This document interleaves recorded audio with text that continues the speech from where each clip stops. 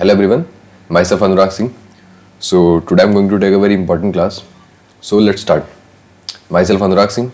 I have secured around 4000 rank in CLAT, AIR 13th in MHCET law, AIR 22 in JMI law, and 89.92 percentile in CUET. Currently I am pursuing my BLLB at Government Law College, Mumbai. This is my Telegram channel, Udgam Law with Anurag. Join this channel to get regular updates of the classes as well as the topics from The Hindu, okay, and some other important newspapers. Getting? और इसके बाद मैं इस channel पे आपको कुछ और material भेजता हूँ, जैसे आपका हो गया लीगल टर्म, लीगल मैगजीन और words from word power made easy, okay. तो ये सारी चीज़ें मैं इसे भेजता हूँ। और पीडीएफ अगर आपको चाहिए, if you want PDF you can get on this Telegram channel, okay. So let's start today's topic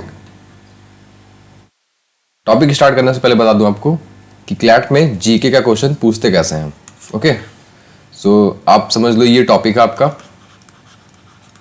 topic से वो रिलेटेड चीज़ें पूछते हैं, गेटिंग। जैसे करंट से रिलेशन, उसका रिलेशन इकोनॉमिक्स से, उसका रिलेशन अगर इंडिया से क्या होगा अगर वो फॉरेन का टॉपिक है कोई, गेटिंग। उसका ज्योग्राफी से क्या रिलेशन है, उसके कुछ इफेक्ट्स हो रहे हैं तो वो, उसके हिस्ट्री से रिलेशन, और भी अगर उससे किसी बॉडी से उसका रिलेशन हो रहा है उसके बारे में आपको जानना है, तो ऐसे वो कनेक्ट करके पूछते हैं, गेटिंग। और मैं इसको आपको हर स्लाइड के पहले दिखाऊंगा, एवरी क्लास के पहले, before every class I will show you this thing, okay. So let's start. So आज का टॉपिक है uniform civil code of Uttarakhand bill 2024। तो आपको पता होगा कि उत्तराखंड में यूसीसी को पास कर दिया गया है, गेटिंग। तो उसी के ऊपर आज ये डिटेल्ड क्लास है। क्लास बहुत ही ज्यादा इंपॉर्टेंट है, okay. This is a detailed class, तो क्लास को लास्ट तक देखिएगा। If you have any doubts then DM me on Telegram, okay. So let's start. So the Uttarakhand state legislative assembly on 17th Feb 2024 passed uniform civil code Uttarakhand bill 2024, okay. So 7 फरवरी को ये pass कर दिया गया। With this Uttarakhand has become the first state in the country after independence to pass law on uniform civil code. तो independence day के बाद उत्तराखंड पहला स्टेट बना है जो यूसीसी पास किया है, ओके। अभी तक और कोई स्टेट ने यूसीसी अपने यहाँ पास नहीं किया है। जो इसके पहले जहाँ पे यूसीसी है उसका नाम है गोवा, और यूटीज में भी है, मैं आपको आगे बताऊंगा। पर अगर स्टेट को देखा जाए तो गोवा में यूसीसी है, getting. The bill was tabled before the assembly today, मतलब उस दिन 2 days after the Uttarakhand cabinet approved the final draft of uniform civil code, getting। तो 2 दिन बाद ही इसको टेबल कर दिया गया जब कैबिनेट की अप्रूवल मिल गई। कैबिनेट के अप्रूवल के 2 दिन बाद इसको पेश किया गया विधानसभा और you can say legislative assembly, और उसके बाद इसको पास कर दिया गया। Earlier in 2022, a 5-member committee was constituted under the chairmanship of retired Supreme Court Judge Justice Ranjana Prakash Desai to prepare a draft proposal for the implementation of UCC in the hill state. तो 2022 में उत्तराखंड सरकार ने एक committee बनाई थी, getting. और इस committee के चेयरमैन कौन थी? उनका नाम था जस्टिस रंजना प्रकाश देसाई।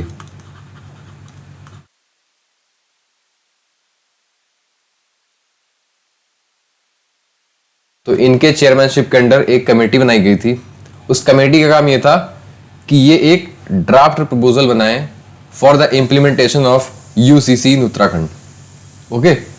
सो इन्होंने अपना वो काम किया और उसके बाद इन्होंने वो ड्राफ्ट प्रपोजल सीएम को दिया। उसके बाद उनकी कैबिनेट ने नोट दिया अपना अप्रूवल दिया, फिर ये लेजिस्लेटिव असेंबली में आके इस पे डिस्कशन हुआ। गेटिंग? इसके जो अदर मेंबर्स थे कमेटी के, आप उनके बारे में भी जान लीजिए। तो वो थे justice Pramod Kohli, then social activist Manu Gaur, he was the third member. चौथे थे आपके former secretary Shatrughan Singh, and the last one vice chancellor of Doon university Surekha Dangwal. तो ये 5 लोग थे आपके जिन्होंने इस ड्राफ्ट प्रपोजल को बनाया है। Okay, justice Ranjana Prakash Desai, justice Pramod Kohli, activist Manu Gaur, chief secretary Shatrughan Singh and vice chancellor of Doon university Surekha Dangwal. So ये 5 लोग थे। गेटिंग? अब फीचर्स क्या है इस बिल के बारे में? The UCC aims to replace distinct personal law of every religion focusing on marriage, divorce, adoption, inheritance. ये 4 चीजें आती हैं इसके अंदर, ठीक है। यूसीसी में ये 4 चीजें होती हैं, जो ब्रॉडली यही 4 चीजें होती हैं, मैरिज, डाइवोर्स, अडॉप्शन और इनहेरिटेंस। इनमें चेंजेस किए जा रहे हैं क्योंकि अभी तक क्या होता है कि अलग अलग रिलीजन के अपने अलग अलग पर्सनल लॉज हैं। गेटिंग? जैसे हिंदू का हो गया, मुस्लिम्स का हो गया, पारसी का अलग है, ओके, देन आपका क्रिश्चियंस का अलग है। सो इस वजह से इसको लाया गया है। Guided by article 44 of the constitution, this code will be a single set of personal laws that would apply to all citizens regarded of their religion. तो इसको लागू होने के बाद सिर्फ यही लॉ काम करेगा, बाकी जितने भी पर्सनल लॉ होंगे वो इन सारे चीज़ों पे अप्लाई नहीं होंगे। गेटिंग? फिर वो पर्सनल लॉस आपकी मैरिज, डाइवोर्स, अडॉप्शन और इनहेरिटेंस पे अप्लाई नहीं होंगे। Getting? Some of the key proposals put forth by the committee included prohibition of polygamy, निकाह हलाला, इद्दत, ट्रिपल तलाक and child marriage, and uniform age for girls marriage across all religion and mandatory registration of live in relationship. तो सबसे ज़्यादा controversy इसमें यही है, लिव इन रिलेशनशिप के बारे में। बाकी ट्रिपल तलाक, जो इंस्टेंट ट्रिपल तलाक था, इस पर तो बैन लग गया है। ओके, इसको सुप्रीम कोर्ट ने हटा दिया है। Okay,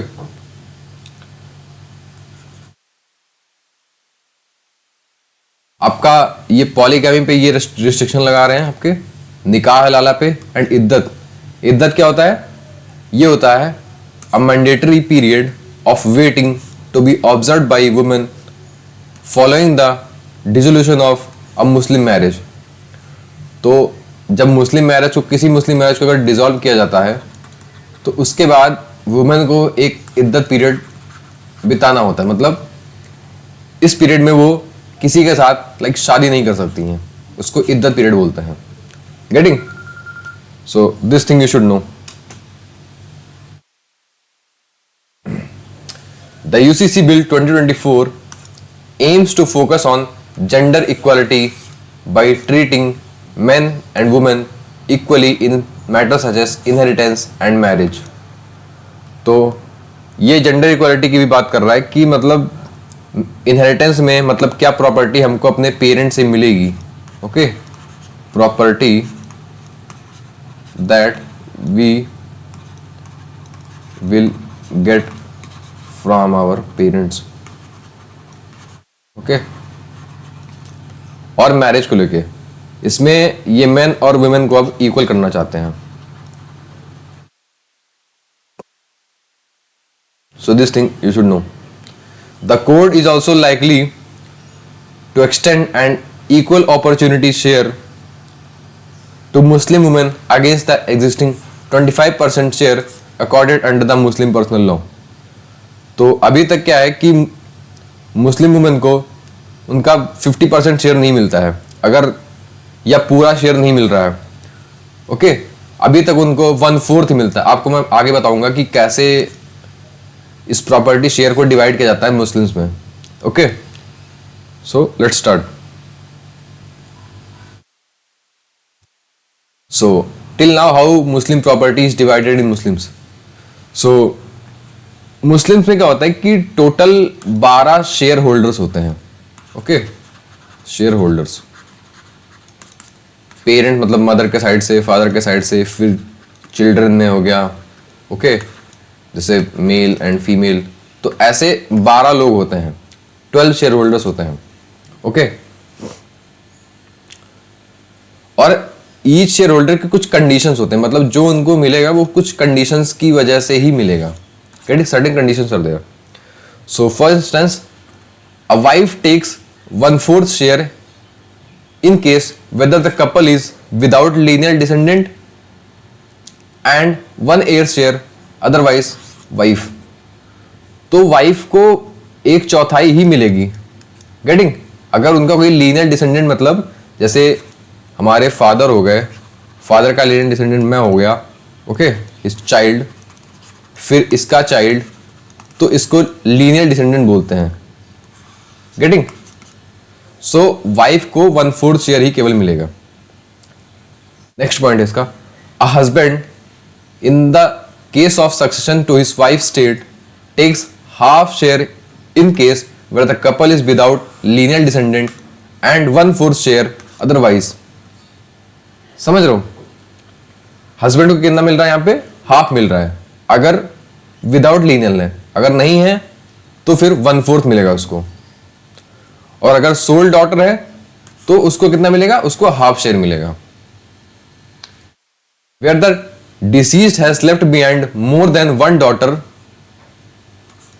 all daughters jointly take 2/3. अगर डिसीज ने अपने एक से ज्यादा लड़कियां हैं तो उनको 2/3 ही मिलेगा. गेटिंग? 1/3 कहां जाएगा? वो आपको अलग डिवाइड हो जाएगा. Getting? If the deceased had left behind sons and daughters, then the daughters cease to be sharers and become residuary instant. Getting? With the residue being so distributed as to ensure that each son get double of what each daughter get. अगर एक मुस्लिम couple है, उनके सन भी हैं और daughters भी हैं, तो उनको बराबर की प्रॉपर्टी नहीं मिल रही है. Getting? They are not getting equal property. तो गवर्नमेंट इस चीज को अब चाहती है कि सबको इक्वल प्रॉपर्टी मिले. इससे क्या होगा कि जेंडर इक्वालिटी को वो देख रहे हैं, जेंडर इक्वालिटी. तो ये चीज गवर्नमेंट इस यूसीसी बिल को लाकर करना चाहती है कि हम गर्ल को और बॉय को अलग अलग ना देखें, दोनों को बराबर देखें अब. Getting? So this thing you should no. इसमें गवर्नमेंट ने कुछ एक्सेप्शन किए हैं. ओके, एग्जम्पशन में कौन है? Scheduled tribe, STs. आपको पता होगा कि शेड्यूल्ड ट्राइब का कुछ अपना अलग एक रहने का तरीका होता है, वे ऑफ लिविंग उनका डिफरेंट होता है, उनके कुछ अपने तरीके होते हैं, अपने मानने के उनके कुछ रूल्स होते हैं, या उनके फॉर्म में आप उसको लॉ भी बोल सकते हो. तो इस वजह से ये यूसीसी उन पर अप्लाई नहीं होगा. Okay, so STs have been exempted from the purview of the bill. The tribal population in the state, which is around 3%, had been voicing its dissent against UCC in the wake of special status accorded to them.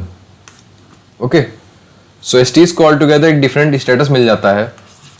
तो और वो ये भी चाह रहे थे कि ये सारी चीजें उन पर applicable ना हो, तो गवर्नमेंट ने उनको इससे बाहर ही रखा है. Getting? So they are exempted. अब हम उत्तराखंड के कुछ ट्राइब्स के बारे में जान लेते हैं. पहला है भोतियास, या इनको सौकास भी बोलते हैं. दूसरा है ट्राइबल्स रैंग्स. ओके, इसको रैंग्स बोलते हैं. तीसरा है थारू. चौथा है आपका बक्सा. पांचवा है आपका जौनसारीज एंड छठा आपका राजेश. तो ये 6 मेजर ट्राइब्स हैं आपकी उत्तराखंड की. आपसे एग्जाम में पूछ सकते हैं कि उत्तराखंड में कितने ट्राइब्स हैं, तो 6 ट्राइब्स. गेटिंग? और इंडिजीनियस ग्रुप्स हैं महिगीर एंड वंजूगर्स, वंगुजार्स। ओके, ये दो इंडिजीनियस ग्रुप्स हैं। So this thing also you should know. Okay, so आपको याद रखना है कि उन्होंने एसटी को इससे बाहर रखा है, एससी को नहीं, केवल एसटी को बाहर रखा है। Getting? So this thing you should know. अब कुछ और फीचर्स जान लेते हैं इस बिल के बारे में। So the minimum age for marriage is set to remain the same. मतलब जो मिनिमम एज जो होती है मैरिज की, जो गर्ल्स की होती है 18 और बॉयज की होती है 21, ये सेम रखा गया है। Okay, the debatable feature of the bill is mandatory requirement for registration of live in relationship. तो अगर आप and its criminalisation if certain conditions are not complied with. तो अगर आप लिव इन में रहते हैं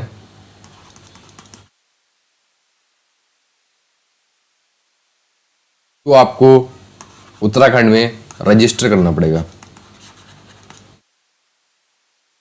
अगर आप रजिस्टर नहीं करते हैं तो आपको पनिशमेंट भी मिलेगी।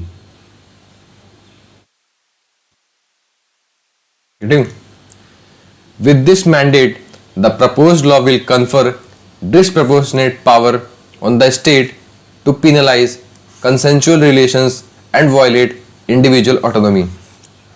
So ये बहुत ही ज़्यादा डिबेटेबल है कि मतलब सरकार अब चाह रही है कि जो लिव इन रिलेशनशिप है इसको हम रजिस्टर करें, और कुछ ज़्यादा पावर एक्सीड कर रही है सरकार in the matter of relation या कंसेंचुअल रिलेशन, आपको जिसको बोलते हो।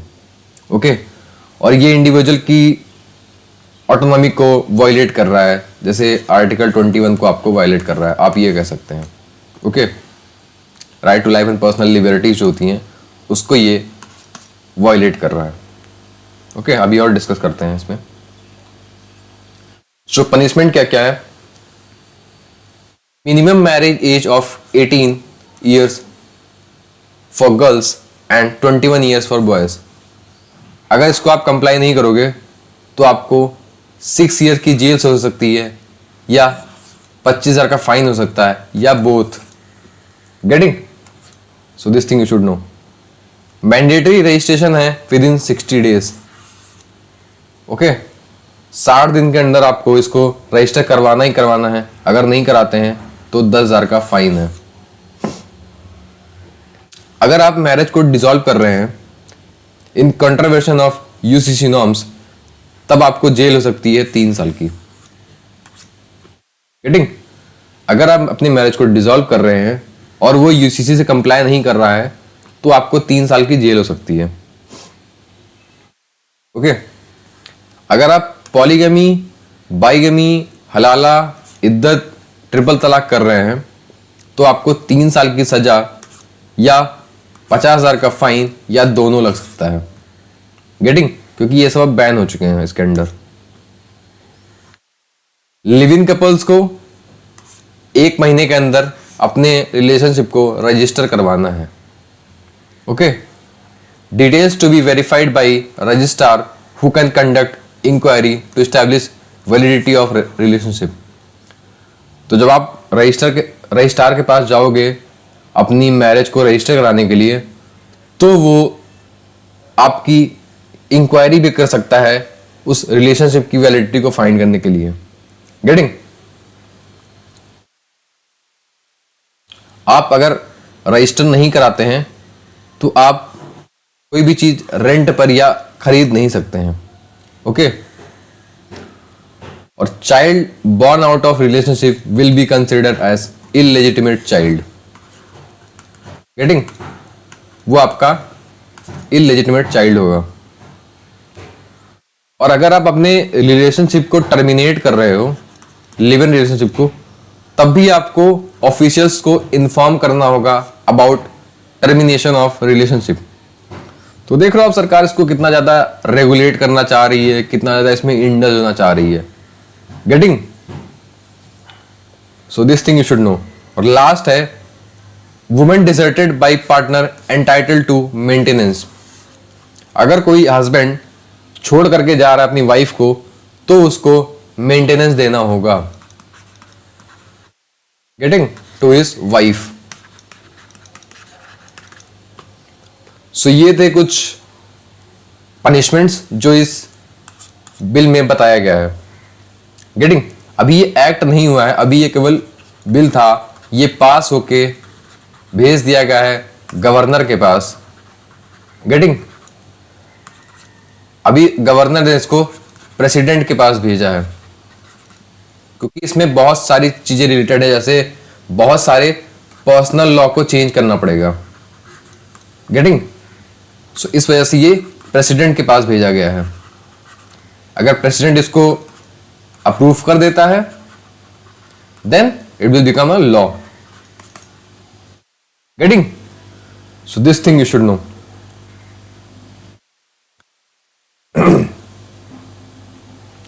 अब एक अभी ये बहुत ज्यादा इंपॉर्टेंट टॉपिक था इसी मैरिज से रिलेटेड, उसका नाम है amendment in prohibition of child marriage act 2006। तो चाइल्ड मैरिज एक्ट 2006 का है, इसमें गवर्नमेंट एक अमेंडमेंट करना चाहती है, okay. So government has introduced a bill, namely prohibition of child marriage amendment bill 2021 in the parliament in 2021। इससे गवर्नमेंट करना क्या चाहती थी? इससे गवर्नमेंट ये चाहती है कि जो अभी मैरिजेबल एज है, मैरिजेबल एज जो गर्ल्स के लिए 18 ईयर्स है एंड बॉयज़ के लिए 21 ईयर्स है, इसको सेम कर दिया जाए। मतलब 21 years for girls and 21 years for boys. तो गवर्नमेंट ये करने के लिए एक बिल लेके आई थी 2021 में, okay, for raising the age of marriage of women to 21 years and make it par with the man, okay. So इसमें अब ये इक्वल करना चाहते हैं मैन एंड वुमेन को। The proposed bill has also provisions to make consequential amendments in the personal laws, okay, या acts relating to age of marriage of properties, age of marriage of parties, okay. So अगर ये bill pass हो गया तो इससे क्या होगा कि इसके पास होने के बाद बहुत सारे और एक्ट्स हैं, उनमें हमें अमेंडमेंट्स करना पड़ेगा, ओके। अभी तक जो स्पेशल मैरिज एक्ट है, स्पेशल मैरिज एक्ट एसएमए बोलते हैं, इसके अंडर भी जो मैरिजेबल एज है वो यही है, गेटिंग। तो हमें पर्सनल लॉज में तो चेंजेस करने ही पड़ेंगे, हमें स्पेशल मैरिज एक्ट में भी चेंजेस करने पड़ेंगे। सो हम अब देख लेते हैं कि कौन कौन से पर्सनल लॉज हैं, ओके। सो पहला है क्रिश्चियन मैरिज एक्ट ऑफ 1872, ये क्रिश्चियंस के लिए है, Indian Christian marriage act of 1872। Next is Parsi marriage and divorce act of 1936, ये पारसियों के लिए है। Third is Muslim personal law शरीयत एप्लीकेशन एक्ट ऑफ 1937, ये मुस्लिम पर्सनल लॉ है, ओके। चौथा है आपका स्पेशल मैरिज एक्ट ऑफ 1954। पांचवा है Hindu marriage act of 1955 and the last one is foreign marriage act of 1969, okay. So ये सारे एक्ट्स हैं, ये सारे लॉज हैं जिसमें मैरिज की बात की गई है। ये क्रिश्चियन का है, ये पारसी का है, ये मुस्लिम का है, ये हिंदू का है, ओके। ये फॉरेनर्स के लिए, ये स्पेशल मैरिज एक्ट है, इसमें कोई भी कर सकता है। आपको लग रहा होगा कि सिख और जैन और बुद्धिस्ट का मैरिज की बात किसके अंडर की गई है, तो वो भी आपकी हिंदू मैरिज एक्ट के अंदर की गई है। मतलब सिख्स, देन आपका जैन एंड बुद्धिस्ट, इनकी भी बात हिंदू मैरिज एक्ट के अंडर ही की गई है, गेटिंग। अभी इस बिल का क्या हुआ है, ये तो 2021 में इंट्रोड्यूस हो गया था, तो अभी इसमें क्या हो रहा है, इसमें क्या डेवलपमेंट हो रही है। तो the bill has been referred to department related to parliamentary standing committee on education, women, children, youth and sports for examination. तो ये जब बिल इंट्रोड्यूस किया गया था पार्लियामेंट में तो इस पे डिस्कशंस हुई थी। ओके, पर इसमें और ज्यादा डिस्कशन की रिक्वायरमेंट थी कि और थोड़ा अच्छे तरीके से डिस्कस किया जाए। तो इसके लिए पार्लियामेंट में कुछ कमेटीज होती हैं, कुछ स्टैंडिंग कमेटीज होती हैं, मतलब जो हमेशा रहती हैं, कुछ एडहॉक कमेटीज होती हैं। तो इसकी वजह से इस बिल को स्टैंडिंग कमेटी के पास भेज दिया गया था और थोड़ा ज्यादा डिस्कशन डिलेबरेशन के लिए। ओके, उसके बाद जब वो हो जाएगा तो इस बिल को फिर से लाया जाएगा पार्लियामेंट में, अगेन इस पर डिस्कशन होगा एक बार। उसके बाद अगर ये पास हुआ तो ठीक, अगर नहीं पास हुआ तो फिर वैसे ही रहेगा, अगर पास हो गया तो लॉ बन जाएगा। Getting? So this thing you should know.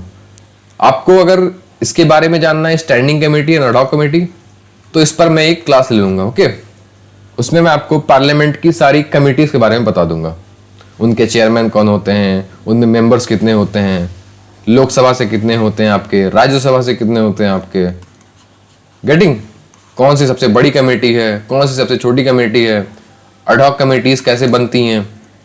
Okay, सो इस पे मैं आपकी एक स्पेशल क्लास ले लूंगा। अगला है डाइवोर्स रिलेटेड एक्ट। सो ये तो मैरिज के एक्ट हो गए। अब भाई मैरिज के बाद बहुत लोगों का डाइवोर्स भी होता है, तो उसके लिए भी एक्ट है। तो पहला है Indian divorce act of 1869। Okay, जो पारसीज के लिए वो है Parsi marriage and divorce act 1936। Okay, इसके अंडर पारसीज अपना डाइवोर्स और मैरिज करते हैं। तीसरा है Muslim women protection of rights on marriage act 2019। Okay, ये ट्रिपल तलाक के लिए था। ट्रिपल तलाक कौन सा? इंस्टेंट वाला।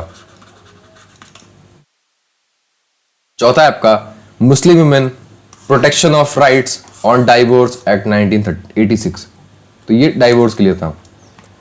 जो ये आपका है इंस्टेंट ट्रिपल तलाक पे जो लॉ लाया गया था, इस पे 2017 में कोर्ट ने एक केस में इसको बोला था कि ट्रिपल तलाक और तलाक के बिद्दत इज अनकॉन्स्टिट्यूशनल। तो आप उस केस का नाम लिख लीजिए। 2017 में वो केस था आपका शायरा बानो केस। शायरा बानो केस।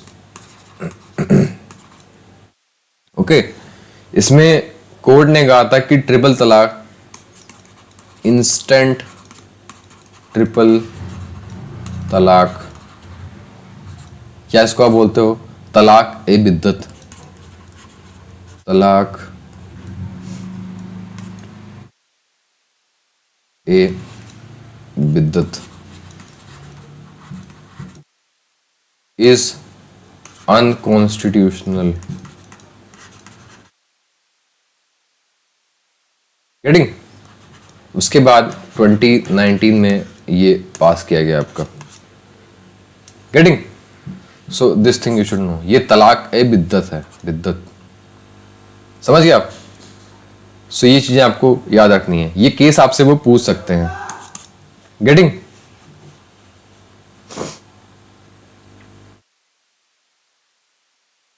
अब इस बिल में कुछ कंसर्न्स हैं। मैंने आपको पहले बताया कि जैसे लिव इन से रिलेटेड इसमें बहुत सारे कंसर्न्स थे कि सरकार क्या करना चाह रही है, सरकार एक ऐसे इंस्टीट्यूशन में खुद को क्यों इंडल्ज कर रही है। ओके, सो पहला है overriding power of the registrar. The bill requires live in partners to submit a statement to the registrar concern. The registrar has power to examine the statement and conduct an inquiry into the relationship। तो देख रहे हो आप, registrar के पास अपने आप documents ले जाइए और फिर वो उसमें इंक्वायरी करवाएगा। Moreover, partners can be required to make personal appearance and the registrar can also refuse to register the relationship। Termination of relationship also requires notice to be submitted। तो आप देख रहे हो, मतलब रजिस्ट्रार अगर चाहे तो वो इसको रजिस्टर ना भी करे। एक चीज और भी है, मतलब अगर कोई सेम फैमिली का हो और अगर उसके कोई पेरेंट्स हो या इस पोस्ट में, तो वो क्या करेगा, उसके पेरेंट्स अगर मना कर दिए तो फिर वो कहाँ जाएगा। सो ये भी है।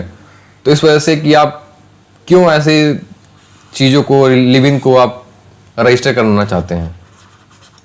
गेटिंग, आप रजिस्टर करवाते टाइम भी इसको करवा रहे हो, आप टर्मिनेशन के टाइम भी आप इनसे नोटिस मांग रहे हो।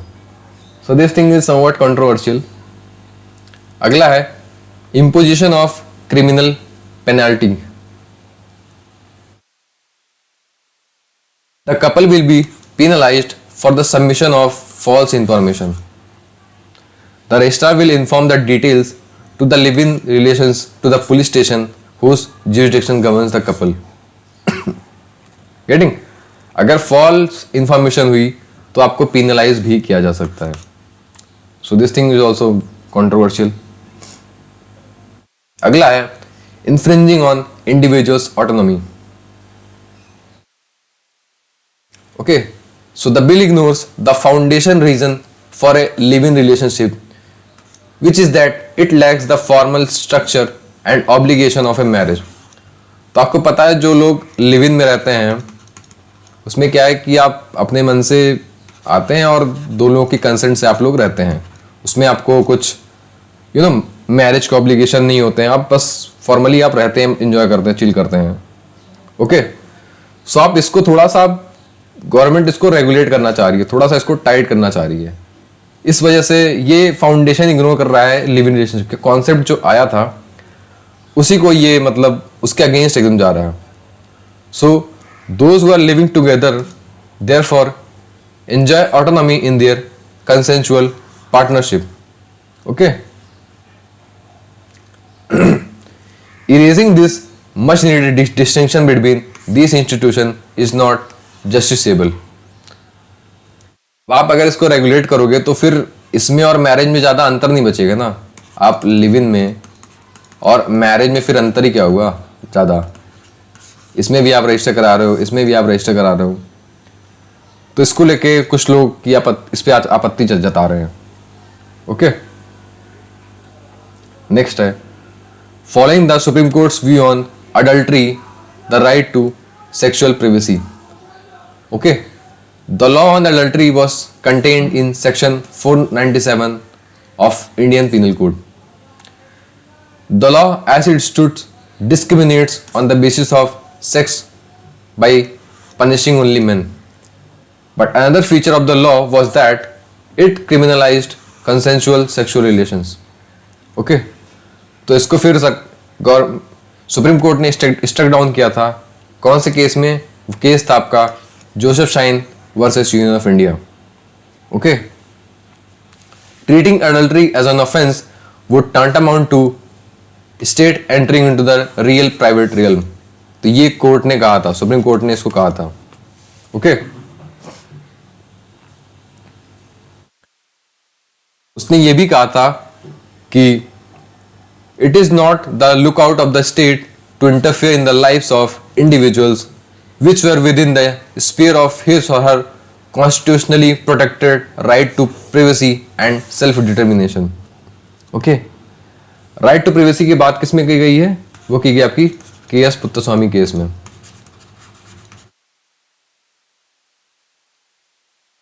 गेटिंग? तो अगर स्टेट इस मैरिज में इसमें अगर अपना इंटरफेयर कर रहा है तो ये कॉन्स्टिट्यूशनली जो राइट मिली हुई है उसके अगेंस्ट जा रहा है। ओके, सो अभी ये बिल आया है, इसमें कई पिटिशंस ऑलरेडी फाइल हो चुकी हैं। सो अब देखते हैं इसमें कोर्ट क्या कहेगा। ओके, मैंने आपको ये बताया के.एस. पुत्तस्वामी केस में वर्सेस यूनियन ऑफ इंडिया। इसमें कहा क्या था कोर्ट ने? The destruction of by the state of an sanctified personal space whether of the body और of the mind is violative of the guarantee against arbitrary state action. Privacy of the body entitles an individual to the integrity of physical aspects of personhood. Okay, सो हमारी privacy बहुत ही ज़्यादा important है, ये हमें constitution में मिली है। Okay, so this thing you should no. तो conclusion क्या है? The mandatory registration and potential criminalization of living relationship as stipulated by UCC infringe upon fundamental right of individual. By erasing that distinction between marriage and living relationship, the bill fails to recognize the unique nature of the latter. तो live in में रहने के लिए कुछ चाहिए नहीं होता था, पर सरकार यहाँ पे रेगुलेट कर रही है। ये थोड़ा सा कंट्रोवर्शियल है। Okay, so this thing you should know. अब इंडिया में यूसीसी कहाँ कहाँ है? तो वो है आपका गोवा में and UT of Dadra Daman and Diu and Dadra and Nagar Haveli. Okay, so India में यहां पर यूसीसी है। ये हमने लिया कहां से था? यह था आपका पोर्चुगीज सिविल कोड ऑफ 1867। तो ये आपकी पोर्चुगीज के अंडर थी, तो इस वजह से यहां पर पोर्चुगीज सिविल कोड लागू था और उसमें यूनिफॉर्म सिविल कोड की बात की गई थी। ओके, सो यहां पर यूनिफॉर्म सिविल कोड चलता है गोवा में, दमन एंड दीव में एंड दादर एंड नगर हवेली में। Okay, so this thing you should no. कौन कौन सी स्टेट्स हैं जो यूसीसी के लिए डिमांड कर रही हैं या जहां पर उनकी कैबिनेट में या चीफ मिनिस्टर यूसीसी के बारे में बोल रहा है? तो वह आपका असम है। ओके, इनके चीफ मिनिस्टर हिमंता बिस्वा शर्मा बहुत बार कह चुके हैं कि Assam will bring UCC. Okay, Uttar Pradesh also wants UCC. बहुत बार सीएम आदित्यनाथ जी इसके बारे में बोल चुके हैं। कर्नाटका ने अपने जो इलेक्शन का मैनिफेस्टो था उसमें यूसीसी की बात की थी। Getting? Gujarat also wants UCC and in MP also they want UCC. Okay, ये अभी स्टेट्स केवल कह रही हैं कि हमें चाहिए on state level. National level पे अभी गवर्नमेंट कुछ नहीं ला रही है यूसीसी के लिए। Okay, on national level government is not bringing anything for the UCC. ये इंडिविजुअल स्टेट्स अपनी अपनी स्टेट्स में यूसीसी लाने की बात कर रही हैं। Okay, so this thing you should no.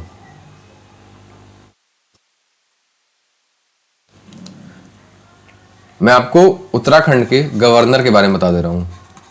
Uttarakhand के गवर्नर के बारे में, उनका नाम है लेफ्टिनेंट जनरल गुरमीत सिंह। गुरमीत सिंह, इनका नाम इसलिए याद रखना है आपको क्योंकि ये बिल गवर्नर के पास गया था, उसके बाद ये प्रेसिडेंट के पास गया है। Getting? So this thing you should know. अगला है recent action taken by Assam government. तो असम गवर्नमेंट ने अभी एक ऑर्डिनेंस लाया है to repeal Muslim marriage and divorce registration act of 1935। Okay, this leads to many speculation that Assam will soon implement UCC in the state. ये लाया क्यों था असम ने? ये लाया था to curb child marriage and make like legal marriage age for all.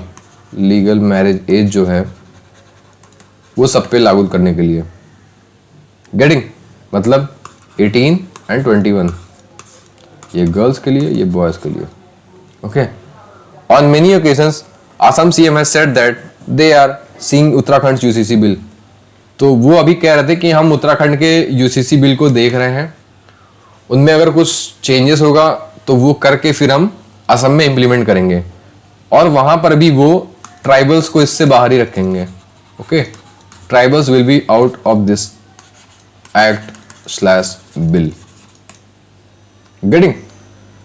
So this thing you should know. अब आपको मैं बता दे रहा हूं उत्तराखंड के बारे में। तो उत्तराखंड बना किस स्टेट से था?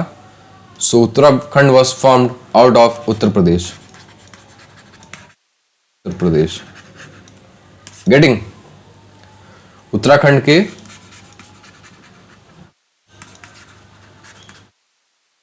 सीएम कौन है?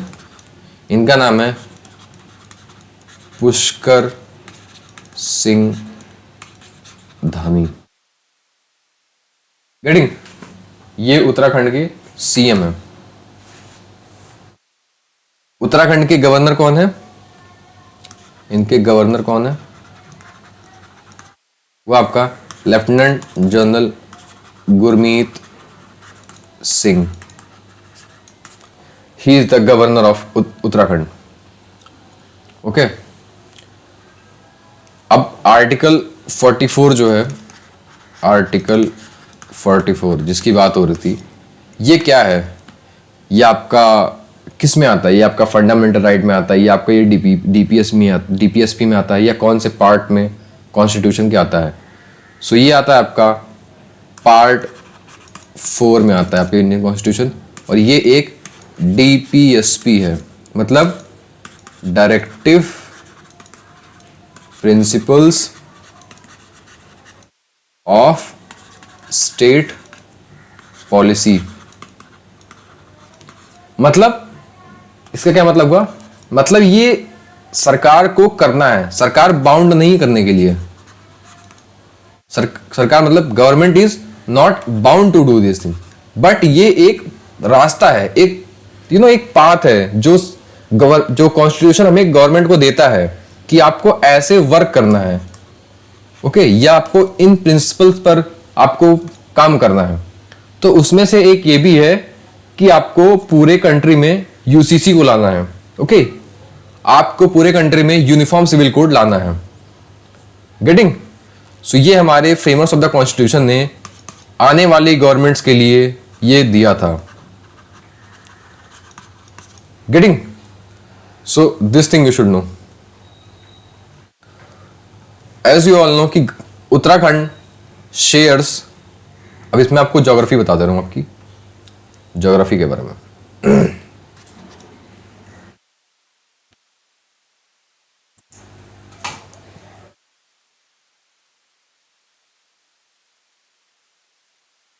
तो उत्तराखंड अपनी बॉर्डर शेयर करता है, इंटरनेशनल बॉर्डर इनफैक्ट उत्तराखंड की है, international border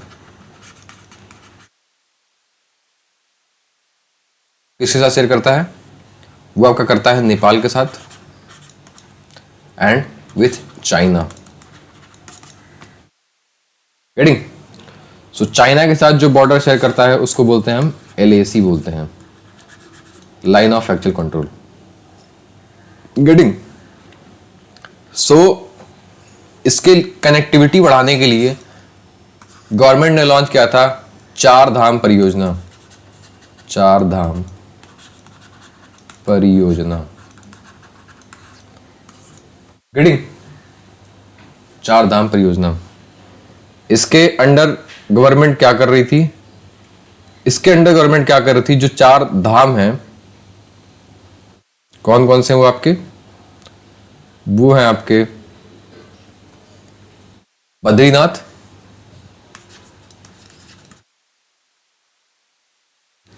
Kedarnath, Gangotri and Yamunotri. तो गवर्नमेंट इनके बीच में कनेक्टिविटी इंप्रूव करना चाहती थी। गेटिंग? मतलब सड़कें अच्छे से, रोड्स का डेवलपमेंट अच्छे से, फैसिलिटीज। गेटिंग? और ये केवल इसके लिए नहीं था, ये सड़कें काम करेंगी आपकी LAC पर डिप्लॉयमेंट में इंप्रूवमेंट करने के लिए, मतलब डिप्लॉयमेंट में हेल्प करने के लिए। मतलब ये सिविलियन पर्पस के लिए भी यूज होगा, ये डिफेंस के पर्पस या सिक्योरिटी पॉइंट ऑफ व्यू से भी ये रोड्स बहुत ही ज्यादा इंपॉर्टेंट होगी। So many NGOs were protesting against it.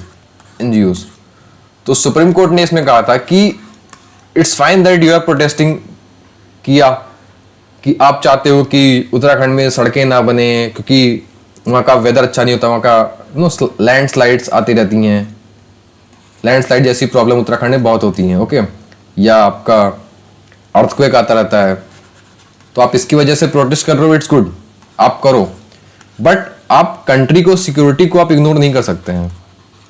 Country की सिक्योरिटी को आप पीछे करके इन सारी चीज़ों को आप नहीं देख सकते हैं।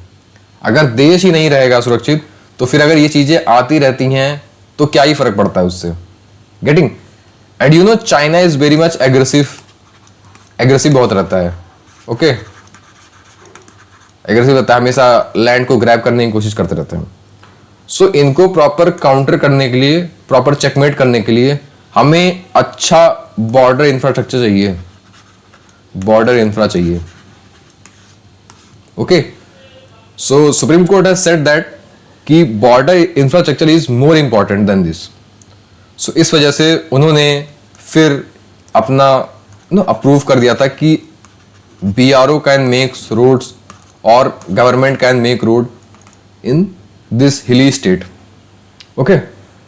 सो ये सारी चीजें आपको जाननी होंगी। ये चार धाम परियोजना बहुत ज्यादा इंपॉर्टेंट है। इसमें अप्रोक्सीमेटली 900 किलोमीटर्स ऑफ रोड्स बनेंगी, ओके, जिसमें बहुत ही ज्यादा इंपॉर्टेंट है Tanakpur Pithoragarh national highway, Tanakpur Pithoragarh national highway 125, ये इंपॉर्टेंट है, ये आपसे पूछ सकते हैं, okay. So this thing you should know. So ये आपकी ज्योग्राफी हो गई। गेटिंग? मैंने आपको इसके DPSP के बारे में बता दिया, CM गवर्नर बता दिया, एक्ट के बारे में बता दिया, रिसेंट में क्या हुआ था, फिर आपका UCC के बारे में बता दिया, इम्प्लीमेंटेशन, कंक्लूजन और सारी चीज़ें, बिल के बारे में, इम्पोजिशन क्या क्या हो रहा है, कंसर्न्स क्या क्या है इस बिल के बारे में वो बता दिया आपको, डाइवोर्स रिलेटेड बता दिया, गवर्नमेंट क्या कर रही है, सेंट्रल गवर्नमेंट, वो बता दिया आपको,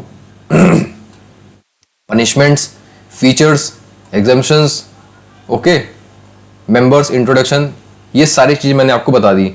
तो आपको मैंने इस तरीके से पढ़ाया है। You all have to learn your GK और you have to in this way only, okay. अगर आपको और कोई डाउट हो तो DM मी ऑन टेलीग्राम, आपके सारे डाउट्स उस पर लिए जाएंगे, okay. So this was all for the class. Thank you and have a very nice day.